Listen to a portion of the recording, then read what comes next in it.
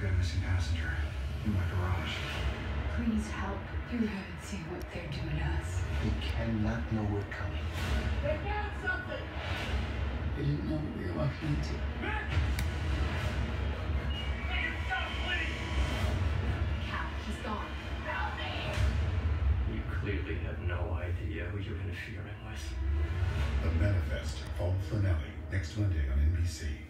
Stick around later for Jimmy Fallon as Mahershala Ali drops by tonight.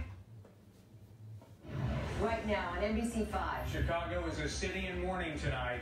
A Chicago police officer has given his life in the line of duty. The officer, one of 4 people who died in a shooting at Mercy Hospital. The shooting set off mass confusion as the whole hospital complex sought safety. It was like a movie. It just didn't feel like it was real. The shooting at Mercy Hospital. This tears at the soul of our city. It is the face and the consequence of evil. The NBC5 News starts now.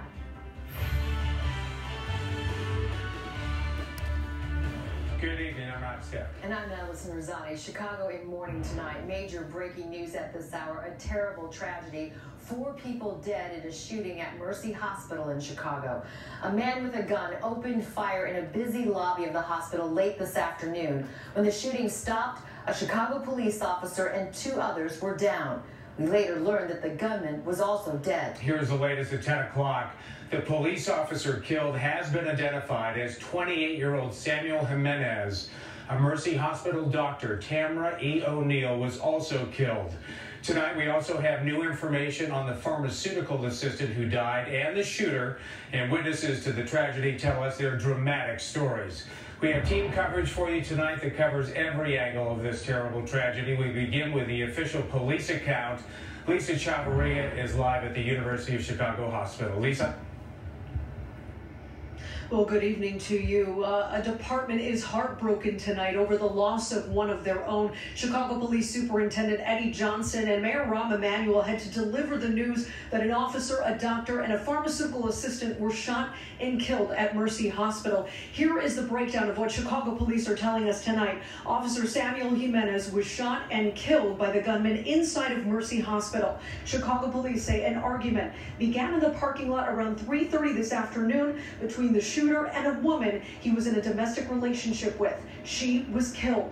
The suspect then fired shots at responding officer squad cars. They chased him into the hospital. Police say during the exchange of gunfire, another woman in the hospital was shot and killed by the suspect. The shooter was also shot and killed, but police are still investigating whether he was hit by officers' gunfire or if it was self-inflicted. Superintendent Johnson spoke of his officers' heroic actions. Those officers that responded today saved a lot of lives, because this guy was just shooting that poor woman that got off an elevator. Had nothing to do with nothing, and he shot. Why? There's no doubt in my mind that all those officers that responded were heroes, and they saved a lot of lives, because we just don't know how much damage he was prepared to do.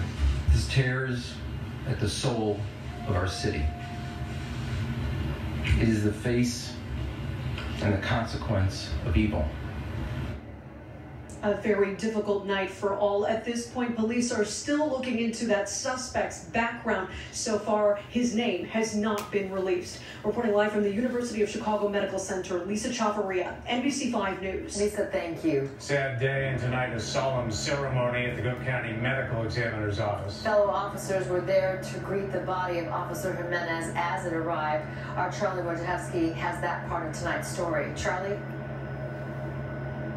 Allison, literally hundreds of Chicago police officers and firefighters came here to the medical examiner's office to pay their respect to Officer Jimenez. Right behind me, you can see there are a couple of fire engines. What happened with them is they put their ladders together and hung an American flag. That is their way of paying respect to a fallen comrade. Now, this is what it looked like earlier this evening. Officer Jimenez was in the ambulance at the front of this procession, and then a line of blue lights flashing. What they did is they made their way through the city. They passed by the 2nd District where he was stationed.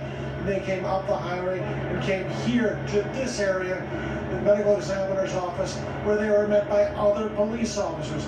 It seemed like about 200 officers had come from all directions, and once the ambulance with Officer Jimenez's body was put inside the parking lot of the medical examiner's office, they all closed ranks and then marched in. They're going to personally pay their respects here tonight.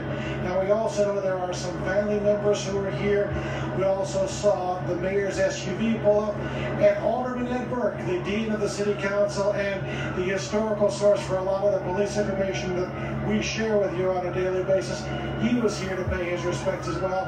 A very somber ceremony, one that is just wrapping up here at the medical examiner's office at Harrison 11. Charlie Wojciechowski, NBC 5 News, back to you.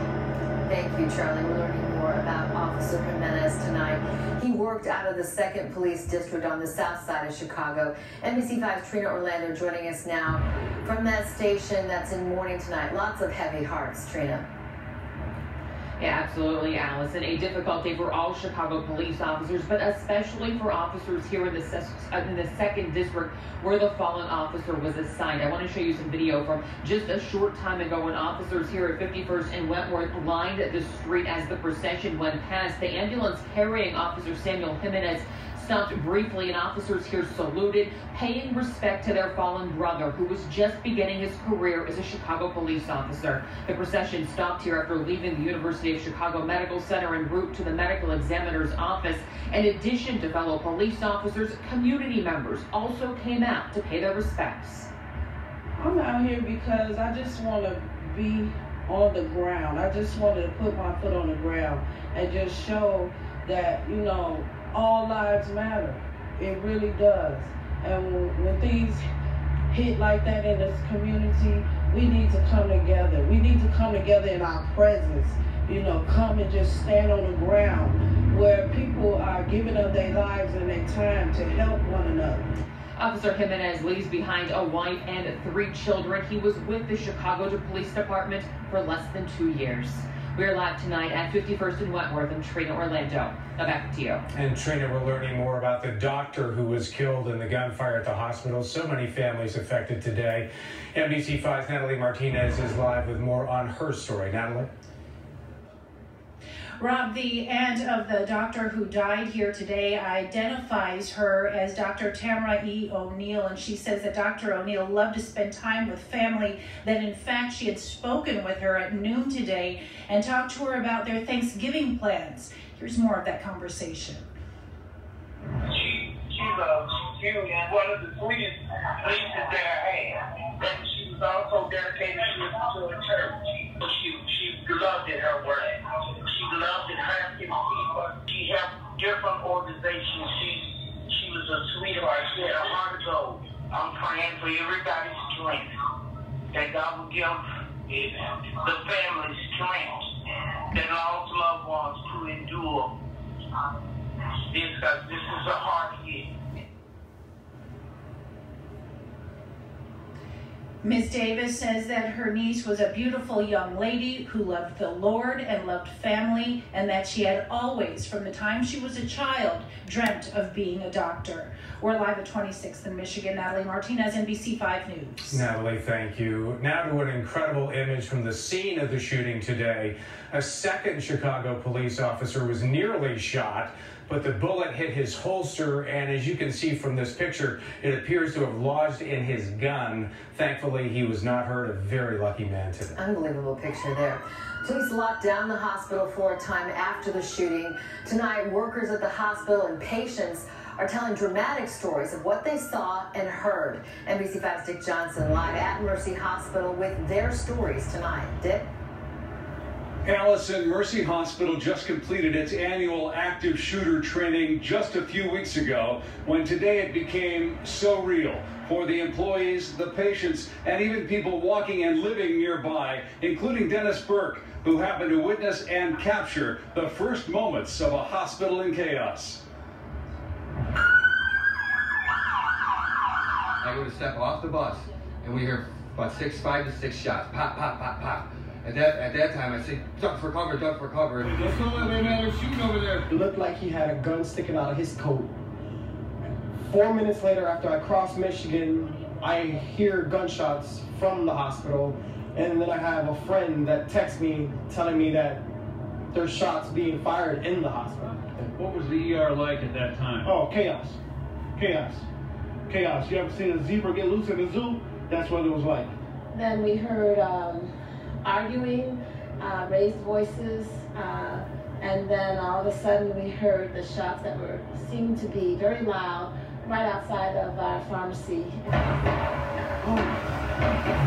I'm assuming he was an undercover cop because he was screaming, "Get out of the car," and he was literally screaming, "Get out of the car," and he was hiding behind his own SUV at that time. Pow, pow, pow, pow, pow, pow. And when the police came in, they shot the police car. Imagine, I live right here, so I didn't know where to go. I really didn't know what to do.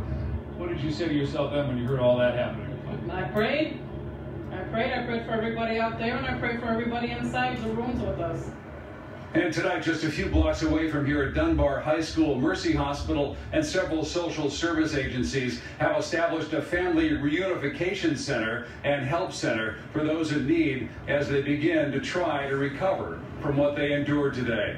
Live at Mercy Hospital, Dick Johnson, NBC5 News. Dick, we've been able to piece together a timeline of how the shooting and its aftermath happened. Comes from emergency radio transmissions that reveal how police responded in real time. NBC5's Phil Rogers has listened to those transmissions and has the story. Phil? Rob, one of the most chilling roadmaps of an incident like this is the radio traffic, which we monitor in the NBC5 newsroom. We all heard this unfold. That CPD dispatch traffic is a virtual play-by-play of the tragedy from the perspective of the police themselves. 3:16 p.m. Chicago police respond to a call of a disturbance at Mercy Hospital. 133 units and one on the citywide. We're getting a person with a gun. Exactly 2 minutes later, a second call warning of a domestic incident which is rapidly escalating. In front of Mercy's emergency room, we're in a male white, black hat, white hoodie, and black coat. Says he has a gun and he's threatening his girlfriend, ex-girlfriend. Seconds later, a police officer's urgent call for help as the first shots are fired.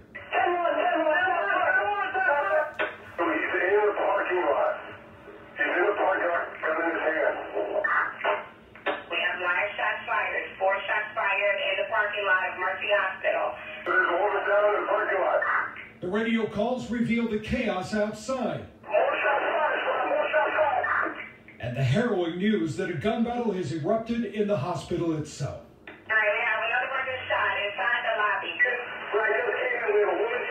These officers in the lobby. We have a female shot in the lobby. All right, we have an officer shot inside the lobby. It all unfolded over 12 harrowing minutes, finally ending at 3:28 p.m. This kid, he's still alive. He's shot in the head. Defender shot in the head. He's still alive, so we'll need some paramedic here also.